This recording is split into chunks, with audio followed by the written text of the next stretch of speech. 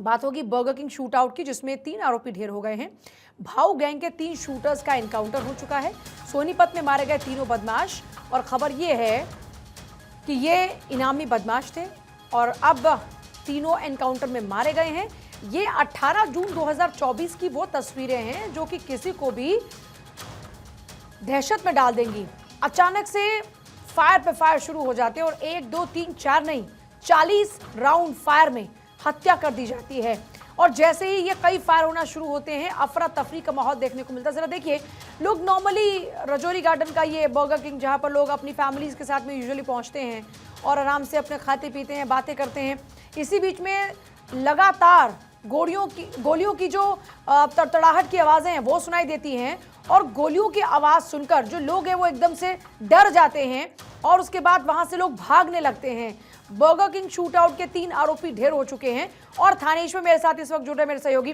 थानेश्वर, इन encounter की अगर बात करते हैं तो पूरी हम तस्वीर लगातार देख रहे हैं उस वक्त की भी जब इन लोगों ने हत्या की वारदात को अंजाम दिया, लेकिन इस बीच आपके पास क्या खास जानकारी है? कैसे इन तीनों बदमाशों को ढेर किया?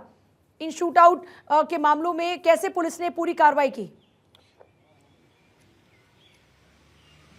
देखिए, दिल्ली क्राइम ब्रांच और हरियाणा एसटीएफ के ज्वाइंट ऑपरेशन में ये सारा शूट आउट हुआ है, जिसके अंदर तीनों मोस्ट वांटेड मारे गए। इन मोस्ट वांटेड की पुलिस पर करीब 5 करोड़ रुपए के इनाम इन पर रखे हुए थे। काफी समय से दोनों दिल्ली पुलिस और हरियाणा पुलिस को इनकी तलाश थी। और हरियाणा में तो चूंकि क्राइम का ग्राफ लगातार बढ़ता जा रहा था, चाहे हिसार में हो, हांसी में हो, रोहतक में हो, एक के बाद एक ये फायरिंग करके फिरौती की रकम मांगते थे। पहले फिरौती की रकम लाखों में होती थी, लेकिन अब करोड़ों में मांगने लगे थे। ऐसे में हरियाणा सरकार की बहुत किरकिरी हो रही थी। पिछले दिनों मुख्यमंत्री नायब सैनी ने होम डिपार्टमेंट से मीटिंग की थी और उसके बाद डीजीपी को 7 दिन का समय दिया था कि 7 दिन के अंदर अंदर जो क्राइम रेशियो बढ़ रहा है हरियाणा में उसको कम किया जाए और जितने भी है क्रिमिनल्स हैं उनको या तो हरियाणा से बाहर किया जाए या उनको शूट आउट किया जाए। सीधा सीधा ऑर्डर था कि कोई बर्दाश्त नहीं है, अपराधी जो भी है उसे जेल के अंदर डालो या हरियाणा से बाहर निकालो। उस पर कार्रवाई करते हुए हरियाणा से जो पुलिस है बहुत ही ज्यादा अग्रेसिव रूप में आ चुकी है। अभी 3 का शूट आउट हो चुका है। अभी राकेश काला खेरमपुरिया को भी थाईलैंड से पुलिस ने गिरफ्तार कर लिया है। कुछ ही देर में उसे लेकर दिल्ली एयरपोर्ट पुलिस आ जाएगी। राकेश जो काला खेरमपुरिया ये वही व्यक्ति है जिसने हिसार में फायरिंग करके 2 करोड़ रुपए की फिरौती मांगी थी। अब चूंकि इनका पूरा गैंग था, इंटरनेशनल नेटवर्क के थ्रू ये लोग काम करते थे। लॉरेंस बिश्नोई के थ्रू इनके तार जुड़े हुए थे। भाऊ गैंग जो है उनके साथ ये जो गैंग है सारी अपने अपने एरिया में बटके इनको सारा जो नेटवर्क चला रहे थे। अब उस नेटवर्क को कहीं ना कहीं हरियाणा पुलिस की सेंध लग चुकी है और हरियाणा पुलिस एक के बाद एक 3 को शूट आउट कर दिया है, 1 को गिरफ्तार कर लिया। और भी जो इनसे पूछताछ की जा रही है और भी इनकी निशानदेही पर हो सकता है कि आज या कल में और भी कुछ गैंगस्टरों का खात्मा हो सके। अच्छा, बड़ी बात है कि भाऊ गैंग का तो लगभग सफाया हो चुका है, लेकिन जो इनके प्रतिद्वंदी से आपने लॉरेंस बिश्नोई का जिक्र किया, वो उसका प्रतिद्वंदी गैंग है।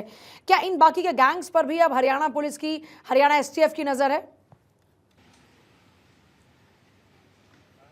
बिल्कुल, हरियाणा एसटीएफ की इनके और फिर नजर आपको, जैसे आज राकेश काला खेरमपुरिया को गिरफ्तार किया, वो भी इनके पैरेलल गैंग चलती थी। उसका एक शार्प शूटर था, बहुत ज्यादा शार्प शूटर था, उसका निशाना बहुत पक्का बताया गया और वो काफी जगह फायरिंग करके काफी फिरौती की मामले पहले वसूली भी कर चुका है। तो इस करके जितनी भी गैंग्स है तकरीबन, चूंकि हरियाणा में विधानसभा चुनाव आने वाले, जिस तरीके से हरियाणा में क्राइम का ग्राफ बढ़ रहा था, इससे विधानसभा चुनाव में किसी तरह की परेशानी ना हो, इसको लेकर मुख्यमंत्री ने क्लियर कट डीजीपी को ऑर्डर दिए थे कि 7 दिन के अंदर अंदर मुझे हरियाणा में क्रिमिनल्स का सफाया चाहिए। इफ एंड बट कोई बर्दाश्त नहीं होगा। क्रिमिनल कितना भी बड़ा क्यों ना हो, उसे या तो जेल में सलाखों के पीछे डालो या हरियाणा से बाहर निकालो। कई गोलीबारी की घटनाएं घटी हैं, कभी किसी नेता को गोली मारी जा रही है, इस तरह के कई मामले अभी तक क्योंकि हरियाणा में सामने आए। ऐसे में जाहिर तौर पर इस तरह के जो गैंगस्टर्स हैं इनके खात्मे की आवश्यकता भी है